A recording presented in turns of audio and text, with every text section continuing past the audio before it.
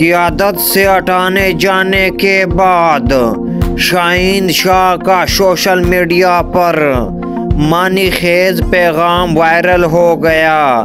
جس سے قومی ٹیم میں گروپنگ ہوتی نظر آ رہی۔ شاہین شاہ افریدی، جنہیں گزشتہ سال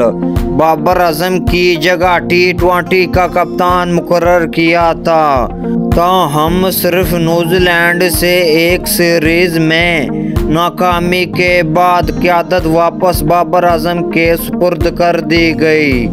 جس کے بعد ٹیم میں اختلافات اور گروپنگ کی خبریں میڈیا کی زینت بن رہی۔ تاہم شاہین شاہ نے قیادت سے ہٹائے جانے کے بعد گزشتہ روز ایک ویڈیو شیئر کی، جس نے ان خدشات کو مزید ہوا دے دی کہ ٹیم اختلافات کا شکار ہو رہی۔ شاہین شاہ نے ایک ویڈیو شیئر کی جس کے لفظ کچھ اسی طرح تھے کہ مجھے کبھی ایسی پوزیشن میں مت لانا جہاں مجھے یہ دکھانا پڑے کہ میں کتنا ظالم اور بے رحم ہو سکتا ہوں۔ میرے صبر کا امتحان نہ لے، کیونکہ میں شاید سب سے مہربان اور پیارا شخص ہوں جس سے آپ کبھی ملے ہو، لیکن ایک بار جب میں اپنے حد تک پہنچ جاتا ہوں تو آپ مجھے وہ کام کرتے دیکھیں گے جو کسی نے سوچا بھی نہیں تھا۔ 23 سالہ فاسٹ بولر نے مبینہ طور پر قومی کرکٹ ٹیم میں عام پوزیشن کھونے پر